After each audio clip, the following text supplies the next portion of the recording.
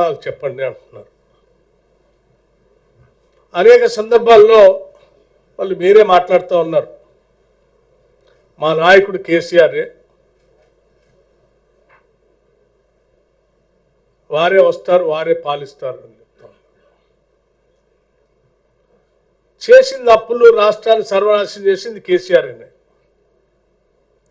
భవిష్యత్తులో మళ్ళీ ఆయనే వస్తున్నారు, మళ్ళీ మీరే చెప్తుంటారు. మరి మధ్యలో మీ సంగతి ఏంది? అసలు మీరు ఏం మాట్లాడుతున్నారో మీకే తెలియదు. మీరేం చేద్దాం అనుకుంటున్నారో మీకే తెలియదు. మీ చేతుల్లో ఏముందని అసలు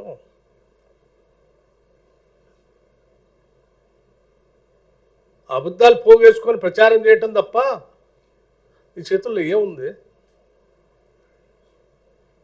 నేను చాలా స్పష్టంగా,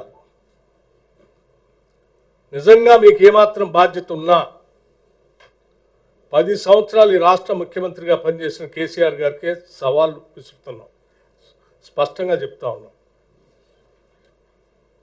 నేను అనేక అంశాలపైన మాట్లాడటానికి సిద్ధంగా ఉన్నాను.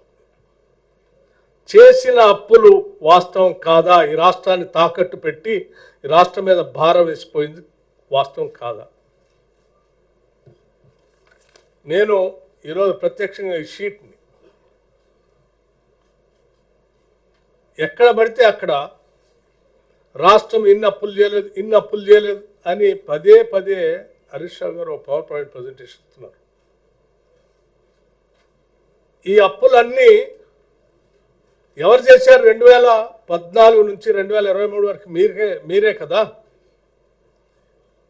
ఇవన్నీ తెచ్చింది మీరే కదా, మీ ముఖ్యమంత్రే కదా, ఆనాటి మీ ముఖ్యమంత్రే కదా.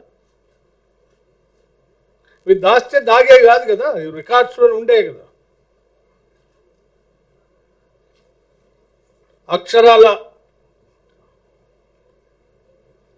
మీరు రకరకాల మార్గాల ద్వారా రాష్ట్రాలు తెచ్చిన అప్పులు, ఎఫ్ఆర్బిఎం పేరు మీద కొన్ని, government guaranteed loans raised by అంటే కార్పొరేషన్స్ పేరు మీద కొన్ని,